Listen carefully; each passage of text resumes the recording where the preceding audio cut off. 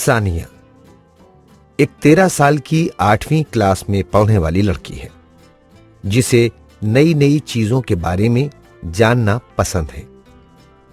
कबीर, सानिया का बड़ा भाई जिसकी उम्र 14 साल है, वो 9वीं क्लास में पढ़ता है और सानिया को नई नई चीजें समझने में मदद करता है। मम्मी जी, सानिया की मम्मी, जिनकी उम्र लगभग 40 साल है, जो कि शहर में रहती हैं, वो सानिया को नई चीजें खोजने, जानने में मदद करती हैं। चाचा जी एक किसान हैं, उम्र 40 वर्ष। चाचा जी लगभग सभी चीजों की समझ बनाने में सानिया की मदद कर रहे हैं। दोस्तों, कैसे हो आप? आज हम सब, मम्मी, मैं, चाचा जी, भैया, मेरी मौसी के घर आए हुए हैं, झारखंड में। देखो यहाँ सब कितना हरा भरा है। मम्मी, देखो यहाँ कितना अच्छा लग रहा है। यहाँ कितने सारे पेड़ हैं। हमारे घर के पास तो बहुत ही कम पेड़ पौधे नजर आते हैं। मैं यहाँ पहले बहुत बार आया हूँ, कई दिनों तक रहा हूँ। तब तो यहाँ बहुत हरियाली हुआ करती थी। अब तो काफी पेड़ पौधों को काटकर दुकान और मकान बना दिए हैं। हाँ, पहले हमारे घर के पास भी बहुत से पेड़ हुआ करते थे। धीरे धीरे वो सब गायब हो गए हैं। पहले वहाँ कितनी सारी चिड़िया दिखती थी, लेकिन अब शायद ही कुछ पक्षी दिखते हैं, है ना? जब पेड़ पौधे ही नहीं तो पक्षी कैसे रहेंगे?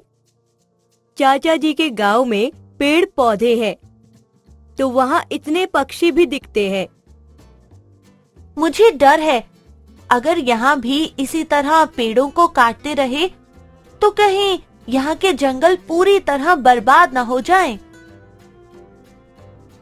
वैसे ये तो बहुत गलत बात है ना दोस्तों? कभी फर्नीचर बनाने के लिए, घर बनाने के लिए, तो कभी ईंधन के लिए हम अपनी जरूरतों के लिए लगातार पेड़ों को काटते जा रहे हैं। आप इस बारे में क्या सोचते हैं? तुम्हें पता है कई बार जंगलों में आग भी लग जाती है। कभी बाढ़, भूकंप जैसी आपदा से जंगल बर्बाद हो जाते हैं। इसका मतलब प्राकृतिक कारणों से भी जंगलों की बर्बादी होती है ना? सानिया, तुम जानती हो ना कि जंगलों के विनाश से क्या-क्या समस्याएं हो सकती हैं? पौधों के बिना ऑक्सीजन की मात्रा कम होगी और हमारा श्वास लेना भी मुश्किल हो जाएगा। वायु प्रदूषण भी बहुत बढ़ जाएगा। बिल्कुल सही। पेड़ों की कटाई से हवा में कार्बन डाइऑक्साइड बहुत बढ़ जाएगी। तुम्हें पता है ना, इसके बहुत अधिक बढ़ जाने से क्या होगा? क्या होगा भैया? तुमने पढ़ा होगा कि पौधे अपना भोजन कैसे बनाते हैं। चलो देखते हैं कि तुम्हें उसके बारे में क्या-क्या याद है। तो बताओ, पौधे को अपना भोजन बनाने के लिए कौन सी गैस की जरूरत होती है? कार्बन डाइऑक्साइड की जरूरत होती है। शाबाश सानिया। अब सोचो कि अगर इस कार्बन डाइऑक्साइड का इस्तेमाल करने वाले पेड़ ही नहीं रहे तो क्या होगा? कार्बन डाइऑक्साइड की मात्रा बढ़ती चली जाएगी। हाँ, और इसकी मात्रा बढ़ने से पृथ्वी का तापमान भी बढ़ता जा रहा है। ओह, अच्छा, ये तो विश्व उष्णन यानी ग्लोबल वार्मिंग वाली बात है ना भैया? मैंने इसके बारे में पढ़ा था। हाँ, सही कहा। चाचा जी, आपने गांव में फसल के बारे में बताया था कि पौधों की जड़ें भूमि से जल सोखती हैं। पेड़ नहीं होंगे तो जमीन के नीचे मिट्टी में नमी नहीं रहेगी। इससे तो आपको बहुत समस्या होती होगी, है ना?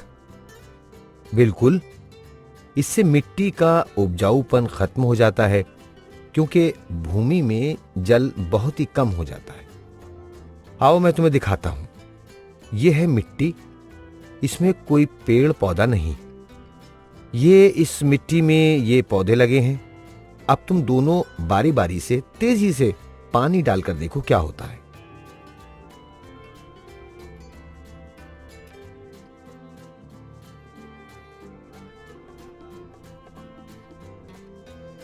ये पानी तो मिट्टी को भगा ले गया और पौधे वाली मिट्टी पानी के साथ नहीं बह पाई। तो क्या इसका मतलब यह है कि पौधों की जड़ें तेज हवा में भी मिट्टी को जकड़ कर रखती हैं? बहुत सही कहा सानिया। तो इसका मतलब अगर हम ज्यादा पेड़ लगाएं तो मिट्टी में नमी बनी रहेगी और इससे मिट्टी का हवा और पानी से कटाव भी कम होगा, यही ना? दोस्तों, ये तो मृदा अपरदन वाली बात हुई ना। इसके बारे में हमने कक्षा 7वीं में पढ़ा था। मृदा अपरदन में जल भूमि की ऊपरी मृदा के कणों को बहा ले जाता है। सान्या, तुम्हें पता है कि वनों के विनाश के कारण ही बाढ़ और सूखा जैसी आपदाएं भी आती हैं? हाँ, वनों की कटाई से बारिश पर भी असर पड़ता है।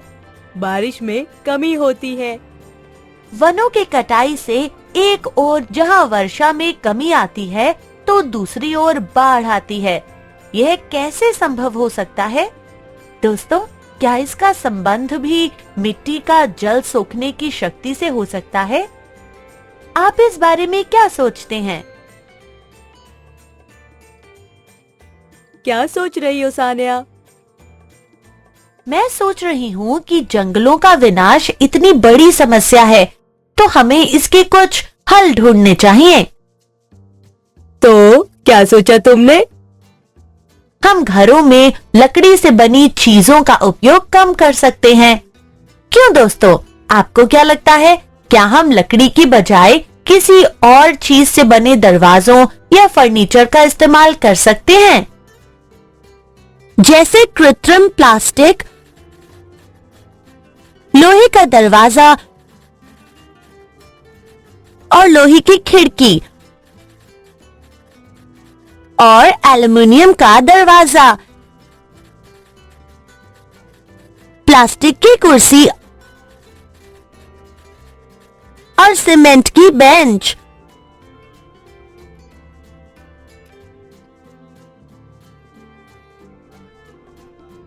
तुम जानती हो, कागज भी पेड़ों को काट कर ही बनते हैं। फिर तो मैं कागज की बचत जरूर करूंगी। भैया, क्यों ना हम कागजों का दोबारा इस्तेमाल करें? कागज की लुगदी से अलग अलग चीजें बनाई जा सकती हैं। अच्छी बात है, हम अपने घर में भी यह करेंगे। लेकिन सिर्फ ऐसा करने से ही पेड़ों की रक्षा तो नहीं हो सकती। बाकी चीजों के लिए तो लोग वनों को काटेंगे ही।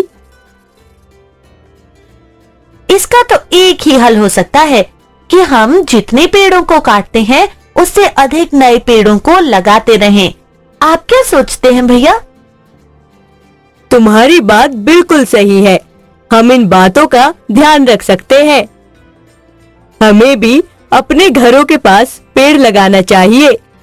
यदि ईंधन के लिए पेड़ की लकड़ी का इस्तेमाल करना है तो डाल कटाई इस तरह से हो कि पेड़ पूरी तरह से नष्ट ना हो। स्थानीय रूप से वैकल्पिक ईंधन के विषय में जानकारी इकट्ठा करके लोगों में जागरूकता फैलाना। सड़कों के किनारे पेड़ों की जड़ों की सुरक्षा के लिए तत्पर रहना। पेड़ के तने के आसपास सीमेंट का उपयोग करके पक्का करने से होने वाली हानि के बारे में जागरूकता फैलाना। स्कूल के आसपास के पेड़ों के स्वास्थ्य पर ध्यान देना। सारांश। आज हमने जाना वनों के विनाश और इसके कारणों के बारे में। इंसान की जरूरतों की चीजों के लिए प्राकृतिक आपदाओं के कारण वनों के विनाश के खतरनाक प्रभाव जैसे प्रदूषण बढ़ना, मिट्टी का उपजाऊपन कम होना, तापमान, गर्मी बढ़ना, बाढ़, सूखा के बारे में।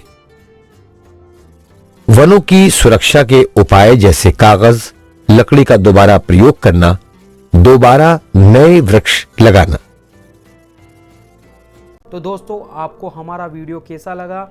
अगर आपको हमारा वीडियो पसंद आए तो लाइक, शेयर और सब्सक्राइब करना ना भूलें।